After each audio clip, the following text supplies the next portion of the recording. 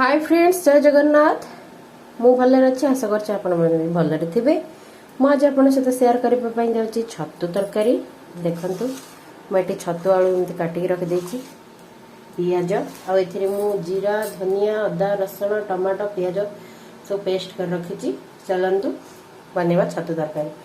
दे देली किछि तेल, तापर दे देली सोरिष जीरा हे आसलानी, तेरे पके देली पकाई दे। मोर पियाज हे आसलानी, तेरे बाटी रखिଥିବା अदा, रसुण, धनिया, जीरा, टमाटो को पकेदेली। किसी हलदी गुंड कषाटा टी अधिक भल बास्ना से दे देली चिकेन मसला।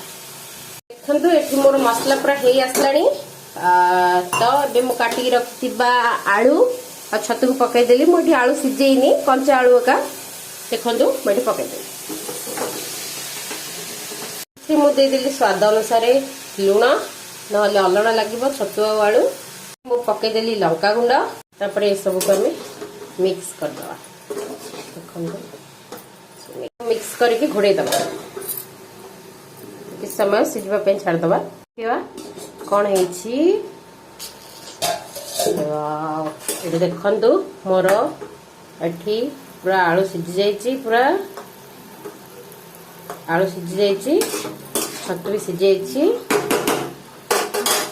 जी आवश्यक आम से पानी देदबा।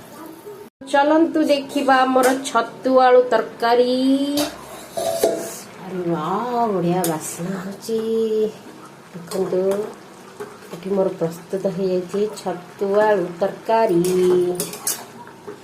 बोइले गरम भात सहित भात डाली छतु तरकारी खाली लगे जे। देखो केते सुंदर होची। जदि आपको मो रेसिपी भल लगे ताहले मो चैनल को लाइक करेंगे, सब्सक्राइब करेंगे।